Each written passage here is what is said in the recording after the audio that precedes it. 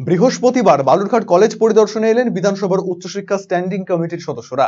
Study tour নামক এই পরিদর্শনে বালুরঘাট কলেজের বিষয়ে বিস্তারিত তথ্য সংগ্রহের পাশাপাশি পঠন পাঠন পরিকাঠামো, অনলাইনে ভর্তি সহ বিভিন্ন বিষয়ে তথ্য আদান প্রদান করেন সদস্যরা। স্টুডেন্ট ফি সহ আর্থিক যোগানের বিষয়েও আলোচনা করা হয়। সমস্ত বিষয়ে পুঙ্খানুপুঙ্খভাবে স্ট্যান্ডিং কমিটির সদস্যরা খতিয়ে দেখেন বলে জানান বালুরঘাট কলেজের প্রিন্সিপাল পঙ্কজ কুন্ডু।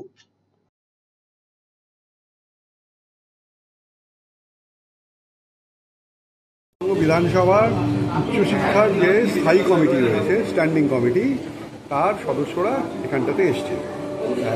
সেখানটাতে যিনি চেয়ারম্যান রয়েছেন রফিকুল ইসলাম মণ্ডল, তিনি নেতৃত্ব দিচ্ছেন এবং সঙ্গে আরও 6 জন এমএলএ রয়েছেন এবং আরও বিধানসভার কিছু স্টাফ অফিসার তারা রয়েছেন।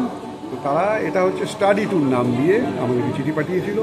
তারা বালুরঘাট কলেজে পঠন পাঠন কীরকম হয়, রেজাল্ট কীরকম হয়, অর্থ কীভাবে সংগ্রহ হয় ইত্যাদি, স্কলারশিপ কীভাবে ডিস্ট্রিবিউশন করা হয়, হস্টেল আছে কি না, হস্টেলে ফিস কত, স্টুডেন্টদের ফিস কত নেওয়া হয়, কলেজের যা যা বিষয় রয়েছে সেগুলো সম্পর্কে খোঁজখবর করছেন। তারা কিছু পরামর্শও আমাদেরকে দিয়েছেন, আমাদের পরামর্শ শুনছেন এবং সঙ্গে এটা তাদের খুবই আগ্রহ যে এবারের যে পোর্টালের মাধ্যমে সেন্ট্রালাইজ পোর্টালে ভর্তি হচ্ছে, যে সেইটার পারফরমেন্স কীরকম হচ্ছে, তাতে আমরা খুশি কিনা এগুলো সম্পর্কে তারা জিজ্ঞাসা করেন।